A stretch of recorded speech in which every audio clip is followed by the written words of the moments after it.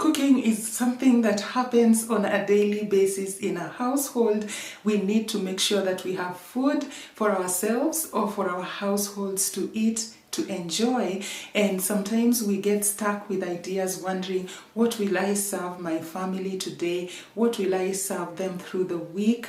And that's why in today's video I thought to just share a number of recipes that you can work with as dinner ideas, or you can get inspiration to do something else with your dinner and just make food time, the time when people gather to eat, very interesting because they are looking forward to having something new. So join me. I'm sharing 7 dinner recipes or recipe ideas that you can work with in your own household and that I hope you will enjoy.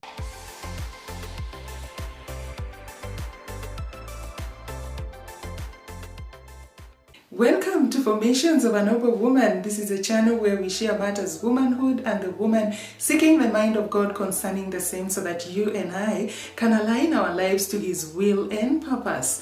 And if you're new here and this is the kind of content you like, kindly consider subscribing, hit the notification bell. You'll be notified every time I upload new content.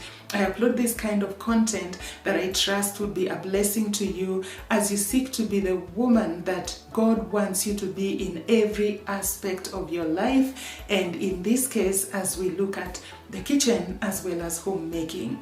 And also, if you've never met me, you're meeting me for the first time, my name is Clara, a mother of 2, a homeschooling mama, a work from home mama, one who is passionate about matters womanhood and the woman, as I trust the Lord that my life will be aligned to His will in these matters, and I also share the same so that your life can also be aligned to His will and purpose. So as well as our custom, before we get into the content, we will pray and trust the Lord to grant us a fruitful time as we journey together through these recipes. Father, please be with us. Grant that you will be glorified in my life and in the life of my viewer. I pray that through our hospitality, you will be glorified as we draw men to yourself, right from our own households, and then to those that you lead to us or lead them to us, or lead us to them. You will be glorified even as you make us into the women that you want us to be. So thank you that you're with us. In Jesus' name, amen. Our first recipe happens to be sweet potato masala. This recipe, actually, I have done it in greater detail on our other channel, and I'm going to link it in the description below. It's actually the latest at the recording, of course, and uploading of this video, so you can find it. That's why I'm not going into the details of explaining it, but it's a wonderful dinner recipe because, as you know, sweet potatoes, or ngwashe as we call them around here, are very healthy. They have nutrients, they have fiber. So I've just cut them up into pieces similar to the way you cut the fresh fries pieces, potato chips. And I have gone ahead and deep fried them. I have explained the details of doing this in that video. So in case you would want the details, you could check that video out in the description, or you will find it also on our website at Formations of a Noble Woman. The recipe is also posted there. We have actually a lot of content there. So I have gone ahead and begun by frying them until crispy. As you can see, this frying pan is big, so I have done it in 2 batches. If you want to do it in 1 batch, you could reduce the amount, but I have worked with about 3.5 large sweet potatoes, as you saw. And now we have deep fried them, and meanwhile you can actually do this, you deep fry as you work on this masala part of the recipe, so that you can finish up when the sweet potatoes are still hot. The fries are still hot. So I have fried my onion, added in garlic and ginger, and then added in my tomatoes. I covered them, allowed them to cook for about 2 minutes so that they could soften on low fire. That's when I added in my spices, allowed them to cook also for a minute or so, and then added in the ketchup and lemon juice. So these are some of the ingredients I'm using to work with masala. So I stirred until everything was stirred up together, allowed it to cook for a minute or so, and then now I added in my sweet potato fries or sweet potato chips, or the way you would prefer to call them. Mixed everything up and our first dinner recipe was ready. We didn't need to do much with it except perhaps work with a drink with it, but that was it. Now the next day I followed up with this pan because some of the sweet potatoes were left on the pan that we had fried previously, and because the pan had a lot of spices, I didn't want to waste this pan, so I didn't wash it. I just allowed us to eat some of the chips that were left during the day, and then I went ahead and poured in my water for rice with the spices of the sweet potato masala, and it made actually very delightful rice. You can see some of the spices on the rice. You can actually think it's perhaps pilau of some sort, but it actually is kinda, because it's very spicy because of those spices. So that's another way you can actually make use of what you used to before, rather than having to wash or waste what was left over. So I made rice out of that, and then because I had meal prepped my grains. In case you missed that video, it's just the one immediately before this one. I posted it last week at the posting of this video. I'll also link it below. But that's where I meal prep all my grains or cereals for a month. They actually extend to 2 months, some of them to others to 3 months. So this dengu stew or green gram stew, I didn't have to cook it from scratch. I removed it from the freezer, allowed it to thaw, and then I just added some water, and as you see, I added in fresh dhania as well as bell pepper. I left some of the bell pepper and dhania so that we could add to our cabbage here that also has the yellow bell peppers as well as the red bell pepper. Frying my onion just a little so that it gets tender, and then I've added in the salt and some black pepper, and then gone ahead and added in the cabbage and the bell peppers. So I will just stir them, cover them for a minute or so that they get a bit tender, and then they'll be ready. So you can see our rice there is ready. So this is our second meal or dinner idea, our dengu stew or green grams stew, and then our cabbage, and we are ready to go with dinner. So that's our second delightful dinner recipe that I hope you will enjoy. Also very simple and straightforward. So now our next dinner recipe is making use of what was left over, the sweet potatoes, because when you buy sweet potatoes, of course you will have maybe 1 or 2 left over, or one that is not fitting into the shape of a chip or a fry, a potato fry, especially now that I was working with it on the channel. All those sweet potatoes, I preserved them for this recipe, where I'm starting with deep frying all of them. I cut them into wedges rather than the usual fries shapes like I had done before, and then included, as you saw probably, that there was ndoma as well, or arrowroot. I had boiled a lot of arrowroots and somehow one of the pieces got forgotten somewhere. And so rather than boil it alone because it's not economical, I just cut it up also into wedges and added into the sweet potatoes. And now we are ready to get on with this recipe. So we have those already done, fried and crispy, and then now I am working on my onion. I have added in garlic and ginger, and once they have fried to a light golden color, I'm going to add in my tomatoes as well as carrots, stir them, cover for a minute or so that the tomatoes can get tender and therefore get to break down or crush easily, and then we will continue from there. I am also in the process warming the rice that we had worked with the previous day so that it may not get wasted. I need to also mention that my fridge is not working at the moment, so I try to make sure that I have as little waste for food as possible. Yeah, so you can see those have broken down. I have stirred them together with salt and spices and allowed them also to cook for a few more minutes, and then now for a minute really, and then now add in the courgette, which again I will allow for a minute because I really don't like courgette to overcook. So we are going to add in some water, not so much, but it's because we want a stew that is fairly wet and yet not having too much soup. So let's allow the courgettes to cook for a minute or two, as well as everything to get together really well. And then now we will add in our sweet potatoes.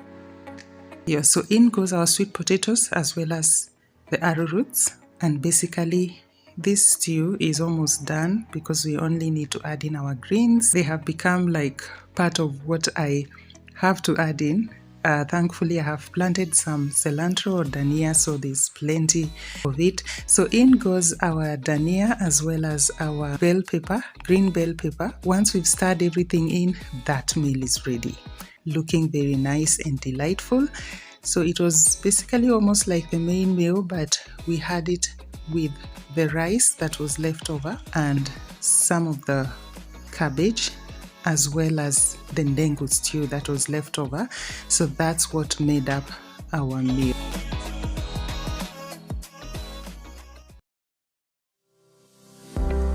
Our next meal is chapati and beef stew. Interestingly, I kept forgetting to take the footage for this particular recipe, but I'm grateful that I have done hot water chapatis over on our other channel. In case you're interested in that recipe, I'm going to link it below, because you can see I am taking this footage when I have worked on the meat, really, which I boiled in my pressure cooker. As you can see, added in some onions, garlic and ginger when I had allowed most of the water to dry out really after pressure cooking the meat, allowing it to cook a little more without now pressure so that all the water is gone. Then I added in those ingredients, and finally the carrots, the tomatoes, the spices, and then finally the greens. Yeah, so that's how I basically worked on this beef stew. I will share in the description below a recipe that is close to this one.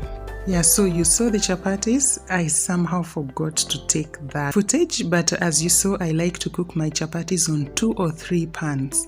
If most of my cookers are not in use, I actually work with 3 pans so that the process can be faster. So that's our delightful beef stew, as well as our very soft chapatis. So if you follow through with that link, I know you will also get to make very soft chapatis like this one that we really enjoyed.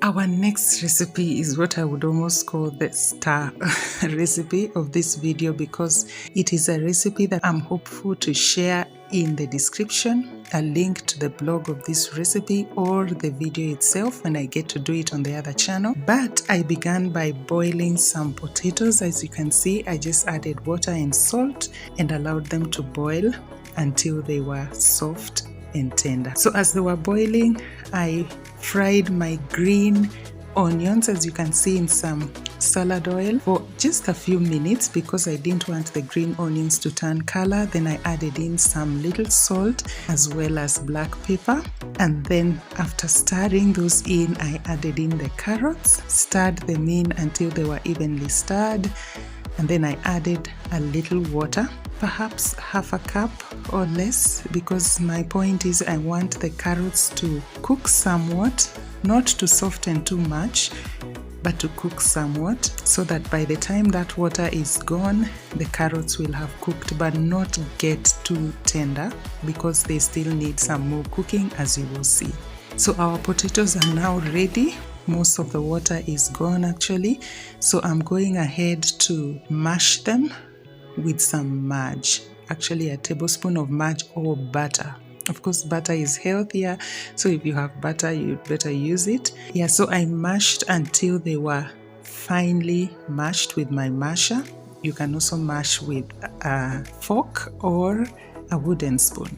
So my carrots have cooked, at least to some extent, like I said, but you don't want them to get too soft. This is one of the meals I meal prepped when I was working on the plant proteins video. This is black beans on jahe. If you've been wondering what to do with your black beans, this is a classic recipe. You can follow along, try it. Your people will enjoy it a lot. So because I had already stewed it, but without water, as you saw, it was dry, I just added it into the carrots. Usually I freeze my grains once they are ready, so I just get them out and defrost them through the day, and then they are ready for me to work with through the night. So I mixed my black beans, as you saw, into the carrots, but in case I had not stewed them, I would have stewed the carrots with tomatoes as well, perhaps some tomato paste, and then added in the black beans. But because they were ready, that's why I just added the carrots. I fried the carrots with onion and then added in the black beans. And then I took the potatoes that I had mashed and covered them with that stew with the carrot. Really the stew that doesn't have water, as you saw. Once I covered in, I poked it with my fork so that it can get to release some of the moisture as it cooks. I'm using my iron skillet, so that's why I put it into the oven, because it can cook as it is, and then allowed it to cook for 15 minutes.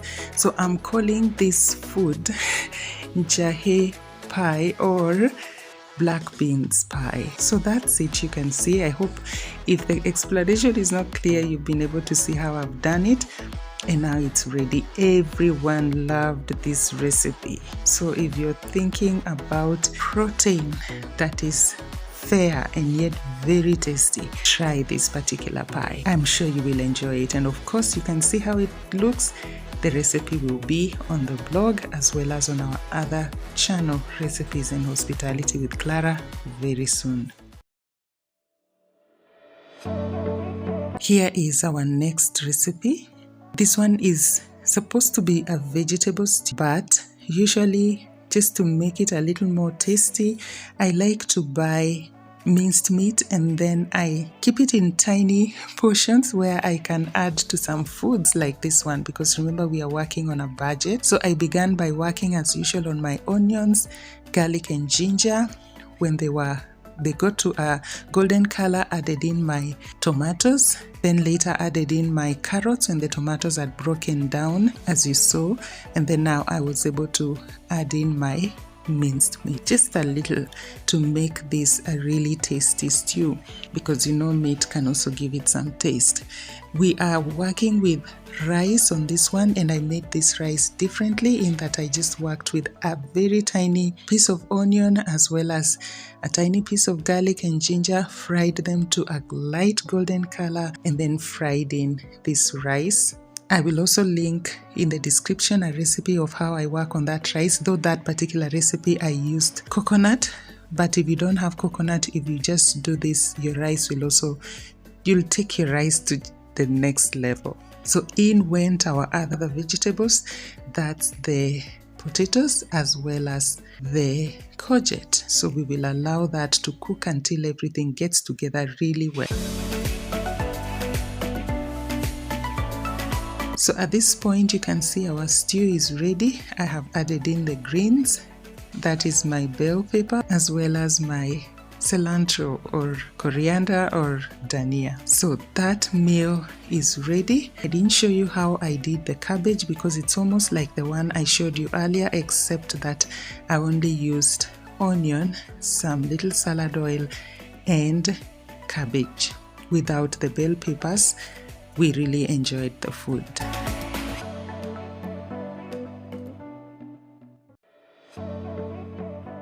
Our final recipe is a tortilla recipe that is totally vegan as well as no cheese, because we are working on a budget, but it's a very delightful one that I'm certain you will enjoy. I began by mixing up my tortilla dough and allowed it to rest for about 20 minutes. That's 2 cups of flour, half a teaspoon of salt and water, and 1 tablespoon of salad oil. I will do a shot of that recipe and link it in the description below. And then I worked on cutting up my onion, my bell peppers, that is the green and red, and then I just fried them with about 3 tablespoons of salad oil. I added some salt and black pepper.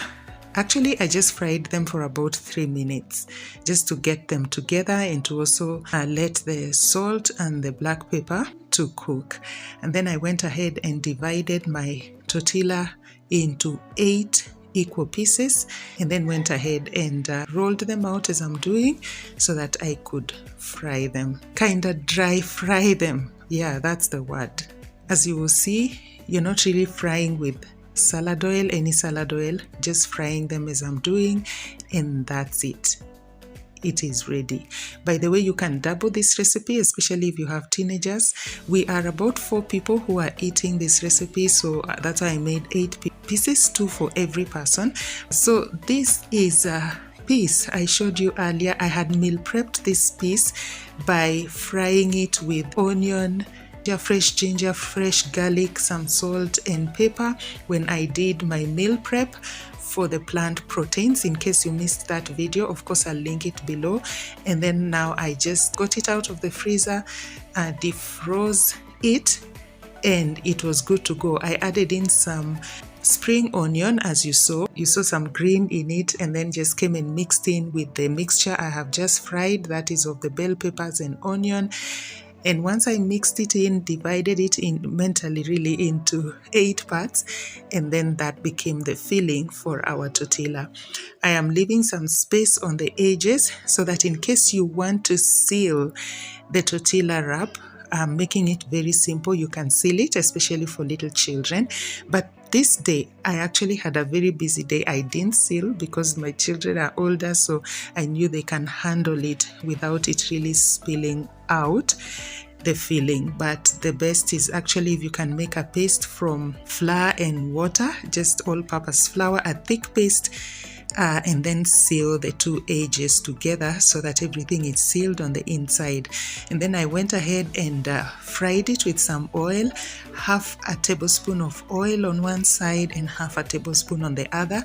If you're very sensitive about oil, you can actually use less than that, and basically your piece is ready. So we did this to all 8 of them, and we were done. And this is how we served it. You can work with any vegetable. You've seen I've done a lot of cabbage because it's the season for cabbage and we are working on a budget, but you can get creative with the vegetables that you have access to. I worked with the tomatoes and lemon, where I'm squeezing the lemon on the tomatoes. You can also squeeze the lemon on the tortilla as you eat it. I mean, it just makes it really tasty. I'm hopeful that these 7 meals have given you some idea or just motivated you towards being creative, even as you work on your dinner recipes. Enhance your hospitality for the glory of God.